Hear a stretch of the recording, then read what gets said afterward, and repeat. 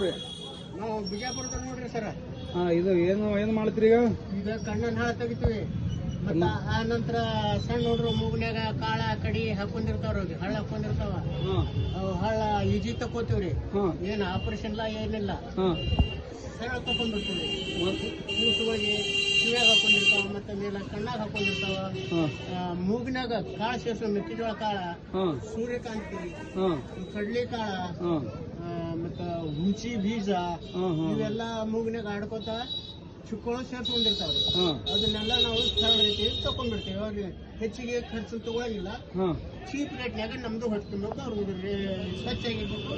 ಈ ನಮ್ಮಲ್ಲಿ ನಾವು ಉದ್ಯೋಗ ಮಾಡ್ಕೊತ ಬಜಾರ್ ತಿರುಗಾಡ್ತೀವಿ ಹೊಟ್ಟೆ ಬರಂತಾಗಿ. ಆಯ್ತು, ಈಗ ತೋರಿಸ್ರಿ, ತೆಗೆದು ತೋರಿಸ್ರಿ. ಈಗ ನೋಡ್ರಿ, ನೋಡೋಣ ಹೆಂಗೆ ತೆಗಿತೀನಿ.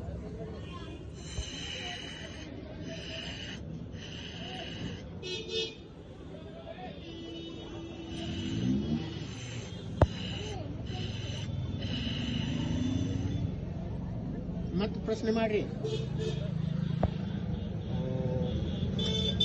ಒಂದು ಅನಾಹುತವಲ್ಲ, ಊರ ಚಡ್ಚನ ಊರಿಂದು ಹಳ್ಳಿ ಐತಿದ್ರೊಳಗೆ.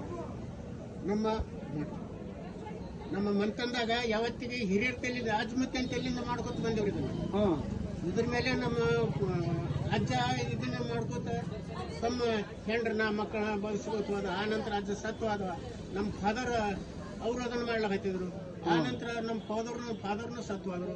ಫಾದರ್ ಅಂದ್ರೆ ನಮ್ಮ ತಂದೆ.